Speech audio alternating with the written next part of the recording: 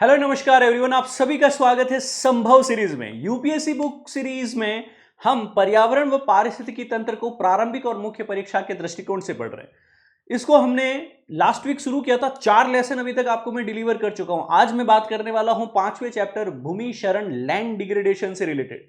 इस क्लास की अपडेट्स और अध्ययन सामग्री आपको Jagdish Jangir sir PW Telegram channel और पीडब्ल्यू एप्लीकेशन के ऊपर free batch category Sambhav batch में मिल जाएगी। दोस्तों आइए इस अध्ययन सामग्री को अध्ययन करना शुरू करते हैं, पढ़ना शुरू करते हैं। देखिए, लैंड डिग्रेडेशन आप अपने चारों तरफ देखते हैं, गांव में हो चाहे शहरों में हो, खेतों में हो चाहे आपके पास में किसी भी बागान वगैरह एरिया में देखो, भूमि क्षरण जो है आपको आमतौर पर देखने को मिल जाएगा।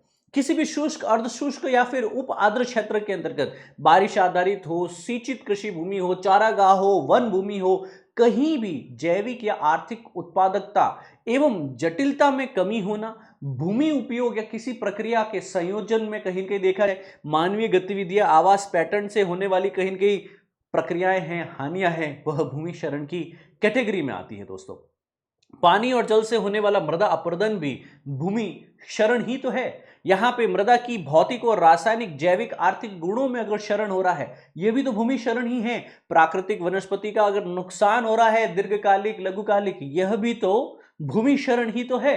तो भूमि क्षरण कई घटकों से जो है आपके पास में बना हुआ है। आप देखने की चेष्टा करेंगे तो कृषि उत्पादन में गिरावट भी लगातार भूमि क्षरण के कारण, लैंड डिग्रेडेशन के कारण होती है। फूड एंड एग्रीकल्चर ऑर्गेनाइजेशन और उसके द्वारा जो है आपके पास में उद्गत जो है आपके पास में डगलस, इन्होंने कहा था कि सबसे महत्वपूर्ण जो है क्षरण सॉइल डिग्रेडेशन के कारण लैंड डिग्रेडेशन होता है। मृदा अपरदन कहीं भी हो रहा है, मृदा जल वैज्ञानिक, जैविक और रासायनिक और भौतिक गुणों में जो है कहीं कहीं इसमें परिवर्तन हो रहा है। इसी के परिणाम स्वरूप मृदा की उत्पादकता क्षमता, प्रोडक्टिविटी कैपेसिटी जो है वह भी समय के साथ में डिग्रेड हो जाती है।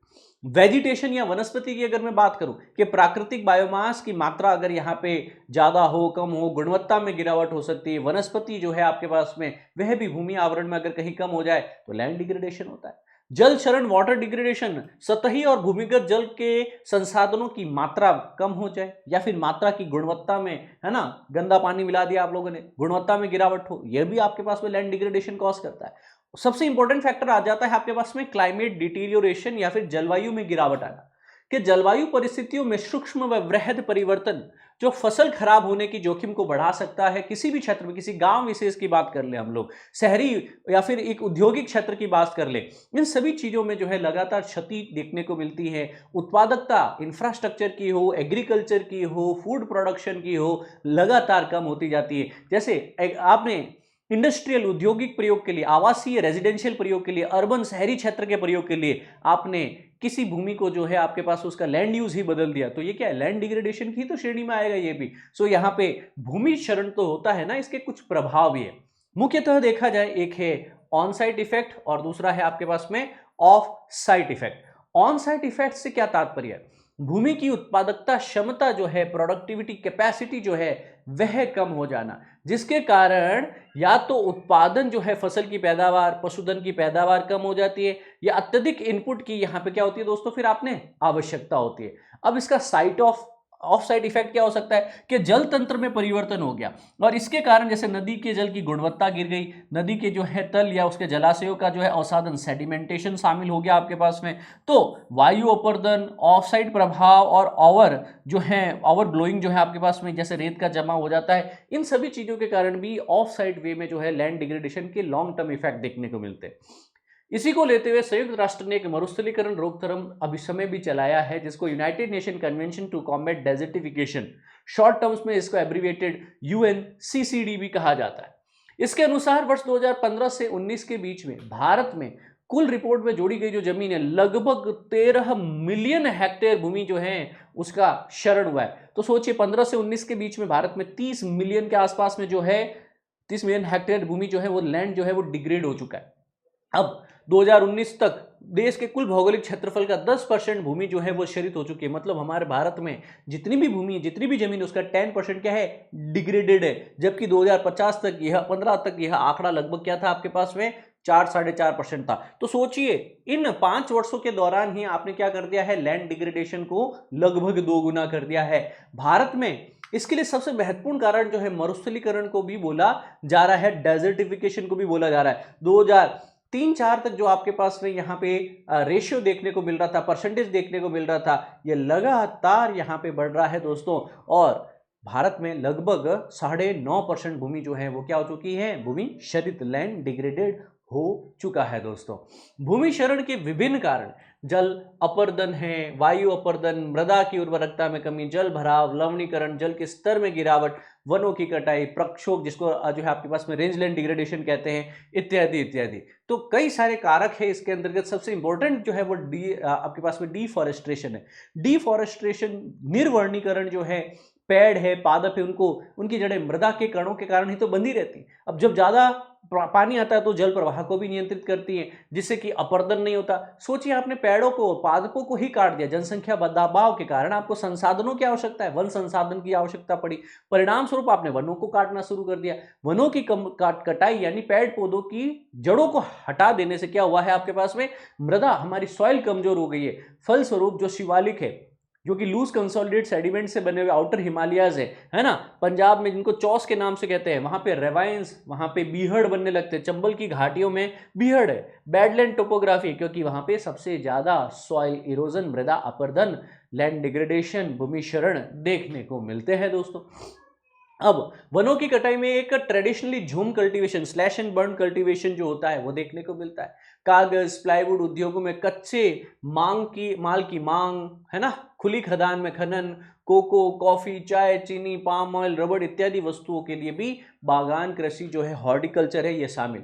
तो मतलब आप अपने लिए जो वनों को काट रहे हैं, जो भूमि को डिग्रेड कर रहे हैं, आपने एग्रीकल्चर के लिए कुछ चीजों को यूज किया, इंडस्ट्री के लिए कुछ चीजों को यूज किया, आपने ट्रेडिशनल एग्रीकल्चर के लिए कुछ चीजों को यूज किया, ओवरऑल आप कर क्या रहे हैं, आप लैंड को, आप सॉइल को ही तो डिग्रेड करते जा रहे हैं। इसके आगे बढ़ते हैं, हम बात करते हैं मृदा जो है उसकी क्षारीयता घटती जा रही है, उसमें लवणता, उसकी सैलिनिटी जो है बढ़ती जा रही है। लवणीयता व क्षारीय मृदा जो है आपके पास में, तो लवणीय और क्षारीय उत्प्रवाह, नमक कण जो है उससे युक्त हो जाती है आपकी ऊपरी मृदा। तो यहाँ पे सॉइल के ऊपर जो लेयर है उसमें सॉल्ट कंटेंट जो है, लवण जो है वह ज्यादा देखने को मिलते हैं। चट्टानों से के टुकड़े जो है वो सोडियम, मैग्नीशियम, कैल्शियम आदि लवणों को अपक्षयित करते हैं। इसके कारण भी जो है मृदा लवणीय हो जाती है। और यूपी, पंजाब, हरियाणा, राजस्थान में जो है नहर से ओवर इरिगेशन होता है, अत्यधिक सिंचाई होती है, और इस क्षेत्र में अत्यधिक सिंचाई से भी लवणता जो है, क्षारीयता जैसी समस्या जो है पैदा हो जाती है। अब एग्जाम्पल कोई पूछे तो हमारे राजस्थान को लिख लीजिए। राजस्थान में इंदिरा गांधी नहर परियोजना है, और उसके फलस्वरूप भी आपको मृदा की लवणता, क्षारीयता की गंभीर समस्याएं देखने को मिलती है। जल भराव के कारण भी जो है मृदा लवणता बढ़ती है और भूमि की गुणवत्ता इसे लगातार खराब होती जाती है दोस्तों। लवणता जो है आपके पास में, इसका उपचार भी संभव है। जैसे पानी ज्यादा है ना, तो उसका निकास की कोशिश कीजिए, जल निकासी की व्यवस्था कीजिए, है ना, भूजल स्तर को जो है आपके पास में मेंटेन किया जा सकता है। और जल निकासी से रिसाव को रोकने के लिए आप श्रृंखला के माध्यम से नहरों, टैंकों और जल निकायों को जो है आपके पास में जोड़ सकते हैं। एक जगह पानी ज्यादा, दूसरे खेत में, दूसरे एरिया में, तीसरी एरिया में जो है आप पानी को ट्रांसफर कर लो। जल भराव से बचने के लिए सिंचाई प्रणाली का निर्माण करो, ज्यादा आपका वाटर जो है लॉगिंग हो ही ना। और तो और क्षरण को रोकने के लिए लवण सहनशील पादप, या फिर आपके पास में जिसको कहते हैं कि सर एक तरीके से सॉल्ट या सैलिनिटी रेजिस्टेंट जो क्रॉप्स है उसका जो है आवरण में सुधार करना चाहिए। फसल चक्र, क्रॉप साइकिल जो है आपका प्रॉपर होना चाहिए। ये सभी तरीके से क्षारीय और लवणीयता के आप एक तरीके से इलाज कर सकते हैं, सॉल्यूशन प्राप्त कर सकते हैं। एक और चुनौती जो है हमें लैंड डिग्रेडेशन में देखने को मिलती है वो है मरुस्थलीकरण। इसके कारण भी जो है भूमि क्षरण होता है। भूमि क्षरण या लैंड डिग्रेडेशन के अंतर्गत देखा जाए, यह मानव प्रभाव या जलवायु परिवर्तन के कारण शुष्क, अर्ध शुष्क क्षेत्रों में मरुस्थल जैसी स्थिति को और फैला दिया। तो दो चीजें, या तो पर्यावरण में जलवायु परिवर्तन के कारण ये चीज हो रही, या हमारे लक्षणों के कारण मानव प्रभाव या फिर ह्यूमन एक्टिविटीज के कारण हो रहा है। हो क्या रहा है कि सर कहीं ड्राई और कहीं सेमी ड्राई, एरिड और सेमी एरिड जो है क्षेत्र, शुष्क अर्ध शुष्क क्षेत्र जो है, उनमें मरुस्थल जैसी परिस्थितियां पैदा हो जाती है, डेजर्ट जैसी परिस्थितियां पैदा हो जाती हैं। जैसे कि सिंधु और अरावली पर्वतमाला के बीच में शुष्क अर्ध शुष्क क्षेत्र ज्यादा फैल रहे हैं। यहाँ पे अनियंत्रित चराई के कारण, वृक्षों की कटाई के कारण, जनसंख्या वृद्धि के कारण, जलवायु परिवर्तन के कारण ये डेजर्टिफिकेशन हो रहा है। यहाँ पे कृषि की दोषपूर्ण विधियां, जैसे ढलानों की दिशा में जुताई कर दिया आपने, एकल कृषि जो है आप कर रहे हैं, फसल चक्र का अभाव है, झूम खेती, इन सभी चीजों से भी भूमि क्षरण बढ़ता है और मरुस्थलीकरण को देखने को मिलता है। तो आपके पास में डेजर्टिफिकेशन बढ़ रहा है। यह प्राकृतिक या मानव दोनों ही कारकों से संभव हो पाता है। तदुपरांत हम आ जाते हैं मृदा अपरदन, सॉइल इरोजन के ऊपर। मृदा अपरदन, सॉइल इरोजन जो है वह वायु और जल जैसे कारक जो है आपके पास में वो उपजाऊ आपके पास में ऊपरी मृदा को हटाकर भूमि का क्षरण करते हैं, जबकि ऊपरी मृदा के पादपों की वृद्धि के लिए आवश्यक पोषक तत्व कार्बनिक पदार्थ है।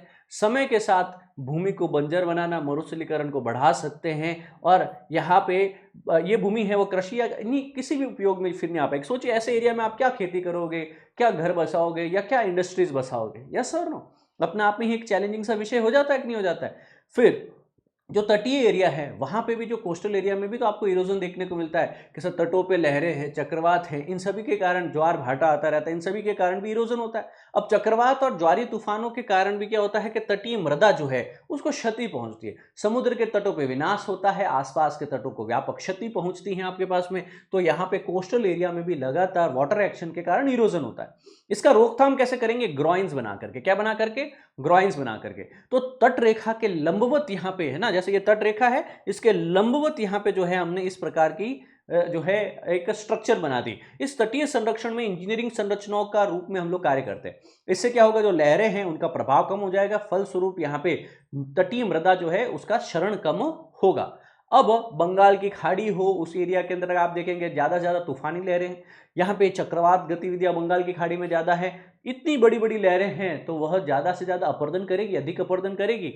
अब मानव जनित कार्यों में निर्माण की गतिविधियां हैं कि तट किनारे आपने बंदरगाह बना ली, आपने जो है कोई इंफ्रास्ट्रक्चर क्रिएट किया, आपने घर बना लिया, आपने रिजॉर्ट्स बना लिए, इरोजन होगा ना फिर वहां पे। और तो और आप ड्रेजिंग कर रहे हो, सेडिमेंट डंपिंग कर रहे हो, बंदरगाह क्षेत्रों में ड्रेजिंग और यानी गहरे समुद्र में अवसाद डंप किए जाते हैं, इस तरीके से मिट्टी वगैरह लाई जाती है और दूसरी जगह डाली जाती है। तो ये सारे ही तो अपरदन के कार्य को तीव्र कर देते हैं। इसका प्रभाव क्या होगा कि तट रेखा की संवेदनशीलता जो है आपके पास में, उसके कारण तटीय क्षेत्र के अंतर्गत जो है बुनियादी ढांचों को नुकसान पहुंच जाएगा आपके पास में। स्थानीय आबादी जो है वो प्रभावित होगी, उनकी आजीविका भी, लाइवलीहुड भी प्रभावित होगी। अब इसको मैनेज कैसे किया जाए? सर एक तो है डायनेमिक, बहुत ही आपके पास सक्रिय दृष्टिकोण हो समुद्र तटों को लेकर के कि सर आप भू आकृति और समुद्र का हिस्सा जो है, समुद्र तटों को एक गतिशील जो है भू आकृति के रूप में देखने की कोशिश करें कि उच्च लहरों के प्रभाव को कम करने के लिए निरंतर इनका संरक्षण जरूरी है। जलमग्न सबमर्ज बैक वाटर्स हैं आपके पास में, तो 500 मीटर दूरी पर जो है आपके पास में तटरोध का निर्माण करना चाहिए कि तरंग ऊर्जा को विभाजित किया जा सके, जो भी आपके पास में वेव एनर्जी आए वो इरोजन ज्यादा ना करे, डैमेज ज्यादा ना करे, तो उसको जो है सॉल्व किया जा सकता है।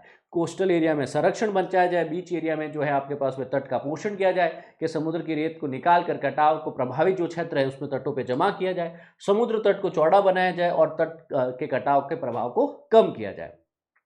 नेशनल लेवल पे भी कोस्टल रिसर्च की जा सकती है, यहाँ पे स्थायी तटीय प्रबंधन भी किया जाना चाहिए आपके पास में। स्पेसिफिकली अगर हम बात करें हिम नदी यानी ग्लेशियल इरोजन का, तो ग्लेशियल एरिया में भी जो है इरोजन होता है ना, तो वहां पे गति बहुत ही स्लो होती है, परंतु जो भू आकृतियां हैं उनमें तो बदलाव होता है मिट्टी का कटाव होता है। ये प्रक्रिया स्पेसिफिकली पोलार एरिया में और पर्वतीय क्षेत्रों में जो है ज्यादा सक्रिय देखने को मिलती है।